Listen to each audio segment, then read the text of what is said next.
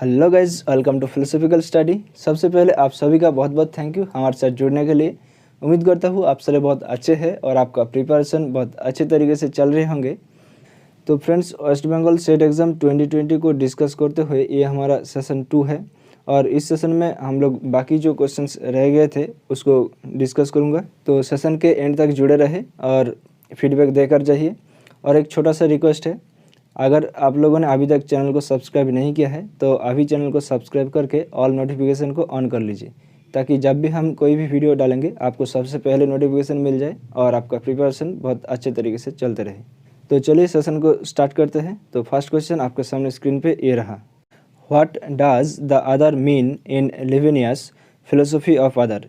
तो लिविनियस का जो फिलोसफी था, राइट, फिलोसफी ऑफ अदर, उनमें से जो अदर वर्ड है उसको क्या सिग्निफाई करता है। तो option A signifier which manifests itself in language, या फिर ऑप्शन बी गॉड, या फिर ऑप्शन सी नेचर, या फिर option D none of the above. तो फ्रेंड्स, जो conditions and qualities of otherness है वो क्या है? The state of being different from and alien to the social identity of a person and to the identity of the self, right. इसका मतलब है कि signifier which manifest itself in language, right. तो option A हमारा यहाँ पर सही answer हो जाएगा। तो अगर आप लोगों ने ऑप्शन ए को करेक्ट मार्क किया है तो आप लोगों को ज़रूर 2 मार्क्स मिलेगा। अब अगले क्वेश्चन की तरफ आते हैं।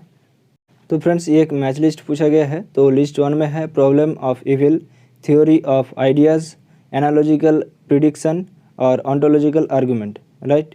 और लिस्ट 2 में फिलोसोफर्स का नाम दिया हुआ है। तो देखो, जो ऑन्टोलॉजिकल आर्गूमेंट है वो तो सेंट एंसलम ने दिया है, राइट। तो डी को 2 से मिलाओ तो देखो एक ही ऑप्शन है, वो है ऑप्शन डी, राइट। तो ऑप्शन डी हमारा करेक्ट आंसर हो जाएगा।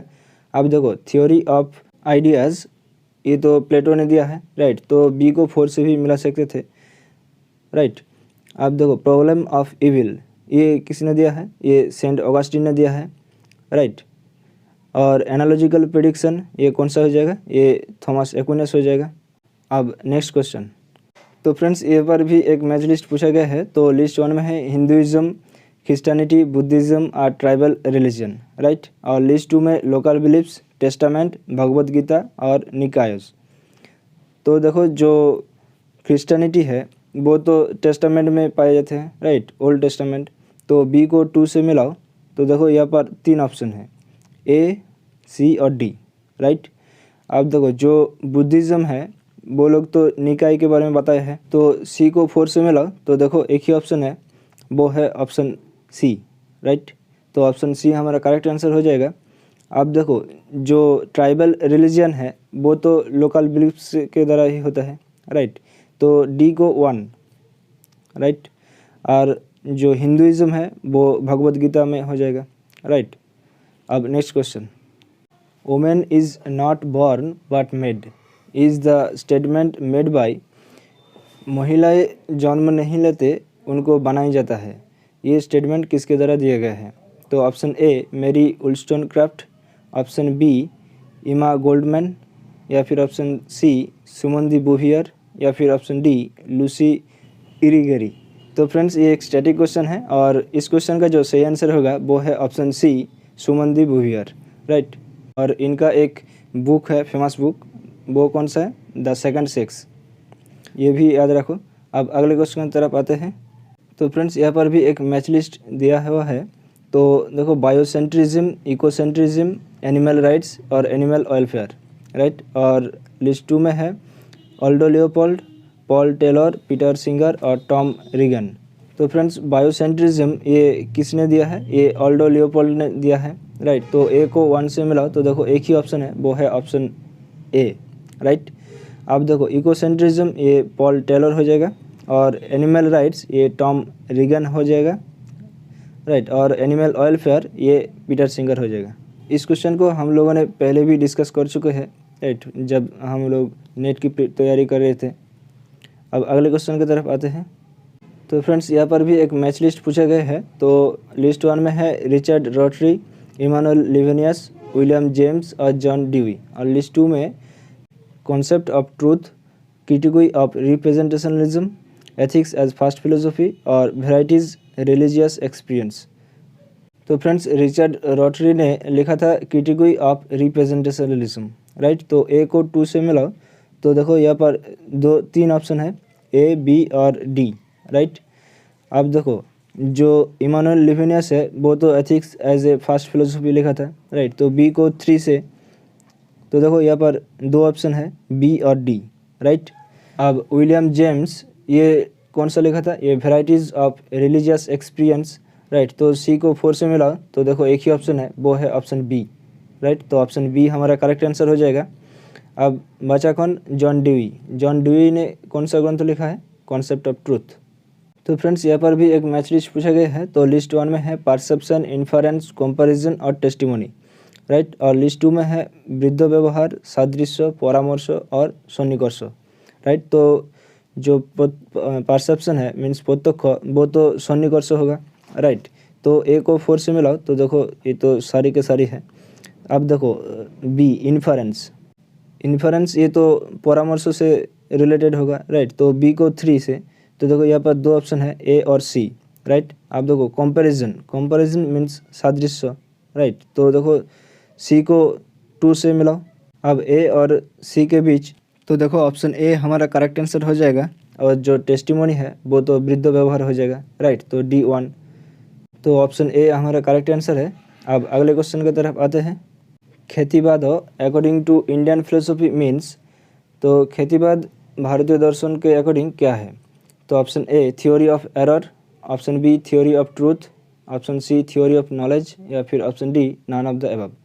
तो फ्रेंड्स ये तो बहुत ही सिंपल सा क्वेश्चंस पूछे गए हैं। तो खेतीवाद का जो अर्थ है वो थ्योरी ऑफ एरर होगा, राइट। तो ऑप्शन ए हमारा करेक्ट आंसर होगा। अब अगले क्वेश्चन की तरफ आते हैं।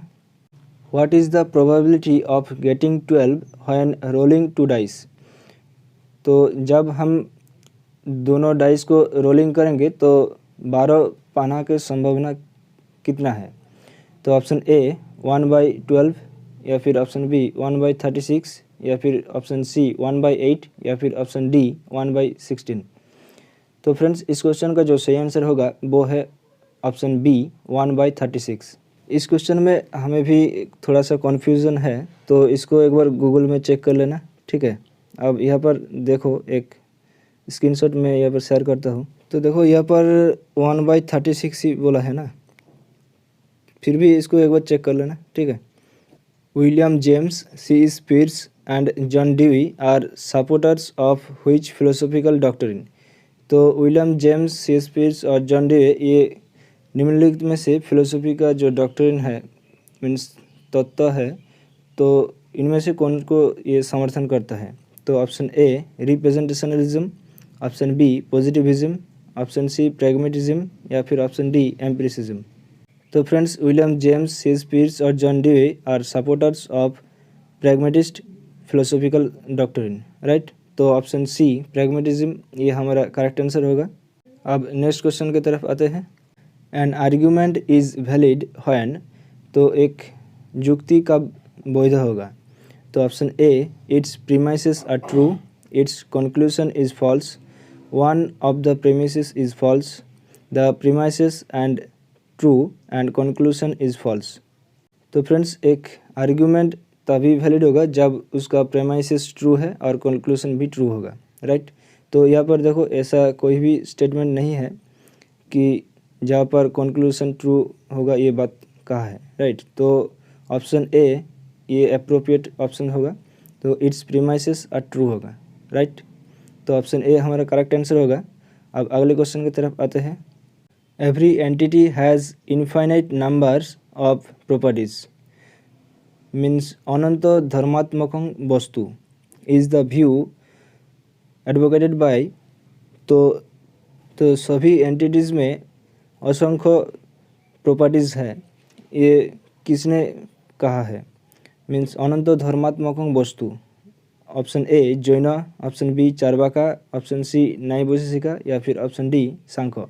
तो फ्रेंड्स इस क्वेश्चन का जो सही आंसर होगा वो है ऑप्शन ए जैन।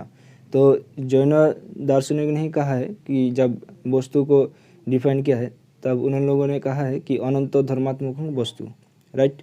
अब अगले क्वेश्चन की तरफ आते हैं।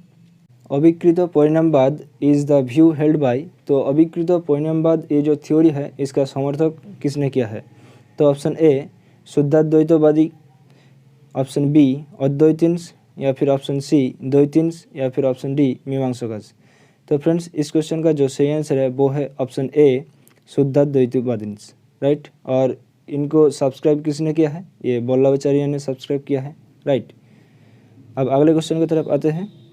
द अर्थशास्त्र डील्स विथ, तो अर्थशास्त्र किसके साथ डील करता है? Option A state craft, option B economy policy, या फिर ऑप्शन सी मिलिट्री सिस्टम, या फिर ऑल ऑफ द अबव। तो फ्रेंड्स इस क्वेश्चन का जो सही आंसर होगा वो है option D all of the above, क्योंकि देखो जो कौटिल्य का अर्थशास्त्र है वो तो इन सभी के बारे में बताया है, राइट। तो इन सभी इज द करेक्ट आंसर होगा। Who among the following philosophers advocated the ontological argument for the existence of for God, तो ईश्वर के अस्तित्व के लिए ऑन्टोलॉजिकल आर्ग्यूमेंट ये किसने दिया है? तो option A Saint Thomas Aquinas, option B Saint Augustine, option C Saint Anselm, option D Socrates. तो फ्रेंड्स इस क्वेश्चन का जो सही आंसर होगा वो है option C Saint Anselm, right. ये तो मैच द कॉलम में भी पूछा गया था, राइट, इसी क्वेश्चन में। अब अगले क्वेश्चन की तरफ आते हैं। अकॉर्डिंग टू सांख्य पुरुष इज, तो सांख्य के अकॉर्डिंग पुरुष क्या है? तो option A consciousness and active, या फिर option B consciousness and indifferent, या फिर option C unconscious and active, या फिर option D none of the above. तो फ्रेंड्स जो सांख्य फिलोसफी के अकॉर्डिंग पुरुष क्या है? ये कॉन्शियसनेस है और इनडिफरेंट है। और ये एक्टिव कब होता है? ये जब प्रकृति के साथ पुरुष के जो मिलन होती है उसके बाद ये एक्टिव होता है, राइट। तो यहाँ पर सिर्फ पुरुषों के बारे में पूछा है तो ये कॉन्शियसनेस एंड इनडिफरेंट हो जाएगा, राइट। तो ऑप्शन बी करेक्ट आंसर होगा। अब अगले क्वेश्चन की तरफ आते हैं। व्हाट डज औस्तिकाय मीन इन जैन फिलोसफी, तो जैन फिलोसफी में औस्तिकाय का अर्थ क्या है? तो option A extension in time, option B extension in space, या फिर option C extension in body, या फिर option D extension in nature. तो फ्रेंड्स इस क्वेश्चन का जो सही आंसर होगा वो है option B extension in space, right. तो देखो अस्थि और काय, इसको लिटरली डिवाइड करो तो देखो अस्थि मीन्स एग्जिस्टेंस और काय मीन्स जो बॉडी है, राइट। तो उनका एक स्पेस रहता है, राइट। तो ये extension in space is the appropriate answer होगा। अब अगले क्वेश्चन की तरफ आते हैं। तो फ्रेंड्स ये एक मैच लिस्ट दिया हुआ है। तो लिस्ट 1 में है एरिस्टोटल, स्पिनोजा, लाइबनिज और कांट, राइट। और लिस्ट 2 में उनका जो थ्योरी है वो सारे दिया हुआ है। तो देखो एरिस्टोटल ने क्या बोला था कि अनमूव्ड मूवर है, राइट। तो ए को 3 से मिलाओ तो देखो यहाँ पर 2 ऑप्शन है, ए और बी, राइट। और बी तो 4 है, right. Spinoza intellectual love of God, और देखो जो लाइबनिज है वो तो प्री एस्टैब्लिश्ड हार्मोनी के बारे में बताया है, राइट। तो सी को 2 से मिलाओ तो देखो एक ही ऑप्शन बचा, वो है ऑप्शन बी, राइट। तो ऑप्शन बी हमारा करेक्ट आंसर होगा। अब जो कांट है वो तो ट्रांसेंडेंटल यूनिटी ऑफ एप्रीहेंशन होगा, राइट। तो ऑप्शन बी हमारा सही आंसर होगा। अब आज इस सेशन का लास्ट क्वेश्चन है, which among the following is a work of Richard Rotary, तो निम्नलिखित में से कौन सा वर्क है रिचर्ड रॉटरी का? तो option A the mirror of nature, option B essays on radical empiricism, option C understanding nature, option C reflection on nature. तो फ्रेंड्स इस क्वेश्चन का जो सही आंसर होगा वो है option A the mirror of nature. तो ये जो मिरर ऑफ नेचर है ये रिचर्ड रॉटरी ने लिखा है। So that's all for today's session. उम्मीद करता हूँ ये सेशन आप लोगों को बहुत हेल्पफुल रहा होगा। मैं इतने सारे क्वेश्चन को ही ढूंढ निकाला हूँ, बाकी क्वेश्चंस जो रह गए हैं उनको कोशिश करूँगा ढूंढने की। तो आंसर की को आने दो, उसके बाद एक बार क्रॉस चेक करेंगे, ठीक है। तो मिलते हैं अगले सेशन में, तब तक के लिए हंसते रहे, मुस्कुराते रहे और चित्त को शांत रखकर अपने प्रिपरेशन को आगे लेकर चलिए। Thank you, bye bye, take care, ध्यान रखिएगा, जय हिंद।